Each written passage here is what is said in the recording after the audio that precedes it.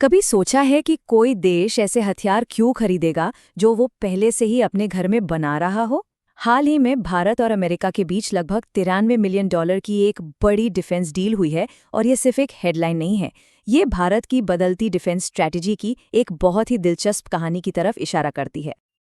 और यहीं पर इस पूरे विश्लेषण की सबसे बड़ी पहेली सामने आती है। ये एक ऐसा सवाल है जिसने कई डिफेंस एक्सपर्ट्स को भी सोचने पर मजबूर कर दिया है कि आखिर भारत अमेरिका से वो हथियार क्यों खरीद रहा है जिन्हें वो खुद ही डेवलप कर रहा है। चलिए इसी गुत्थी को सुलझाने की कोशिश करते हैं। तो सबसे पहले इस डील के साइज को समझते हैं। ये सौदा है करीब करीब $92.8 मिलियन का। मतलब ये एक काफी बड़ा इन्वेस्टमेंट है जो भारत अपनी फौरी रक्षा जरूरतों को पूरा करने के लिए कर रहा है। तो इस पैकेज में है क्या? इसमें दो मेन चीजें हैं। एक तो जेवलिन एंटी टैंक मिसाइलें जिनके बारे में काफी बात हो रही है, और दूसरे हैं एक्सकैलिबर प्रोजेक्टाइल्स जो शायद इस डील के असली गेम चेंजर हैं।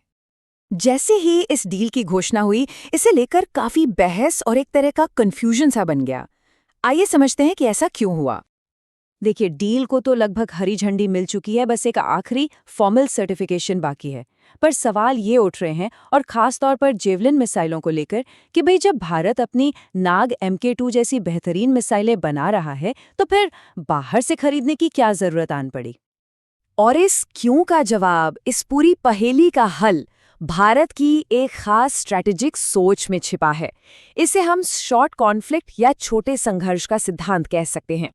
देखिए, भारत के लिए सुरक्षा की चुनौती किसी एक बहुत बड़े फुल स्केल युद्ध की तैयारी करने जैसी नहीं है। असलियत यह है कि यहाँ बॉर्डर पर लगातार छोटी मोटी झड़पें और संघर्ष चलते रहते हैं, और ये जो नई रणनीति है वो इन्हीं हकीकतों को ध्यान में रखकर बनाई गई है। साल 2019 को एक टर्निंग पॉइंट मान सकते हैं। इसके बाद भारत के डिफेंस खरीदने की सोच में एक बहुत बड़ा बदलाव आया।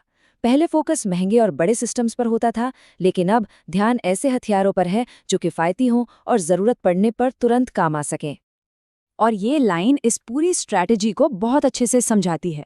मतलब छोटी मोटी सीमा की झड़पों में अपने सबसे महंगे और कीमती हथियारों का इस्तेमाल करना न तो किफ़ायती है और न ही समझदारी। तो इसी किफ़ायती और असरदार सोच को ध्यान में रखते हुए आप बात करते हैं इस सौदे के उस हिस्से की जिस पर कम ध्यान दिया गया, लेकिन जो शायद सबसे अहम है, एक्सकैलिबर प्रोजेक्टाइल्स। एक्सकैलिबर को आप इस डील का छुपा रुस्तम कह सकते हैं। ये असल में हैं तो आर्टिलरी शेल्स यानी तोप के गोले, लेकिन इनकी खासियत ये है कि ये गाइडेड मिसाइलों की तरह एकदम सटीक निशाना लगा सकते हैं। इस पैकेज के तहत भारत शुरुआत में ऐसे 216 एक्सकैलिबर प्रोजेक्टाइल्स खरीद रहा है। अब हो सकता है ये नंबर सुनने में कम लगे, पर ये एक नई कैपेबिलिटी की शुरुआत है। जरा सोचिए, एक गाइडेड मिसाइल जैसी पिन पॉइंट एक्यूरेसी, लेकिन कीमत एक साधारण तोप के गोले के आसपास। यही बात इसे छोटे संघर्षों में सटीक हमले करने के लिए एक बेहद कॉस्ट इफेक्टिव हथियार बनाती है।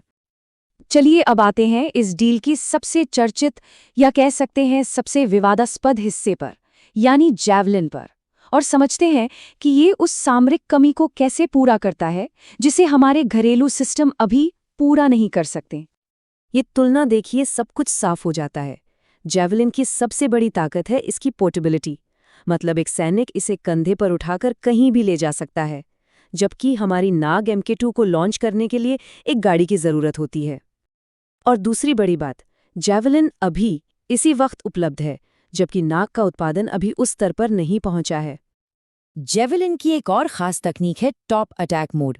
किसी भी टैंक का सबसे कमजोर हिस्सा उसकी छत होती है, उसका ऊपरी कवच, और ये मिसाइल सीधे वहीं हमला करती है, जिससे बख्तरबंद लक्ष्यों के बचने का कोई चांस ही नहीं रहता। तो कुल मिलाकर जैवलिन को खरीदने की वजहें एकदम साफ हैं।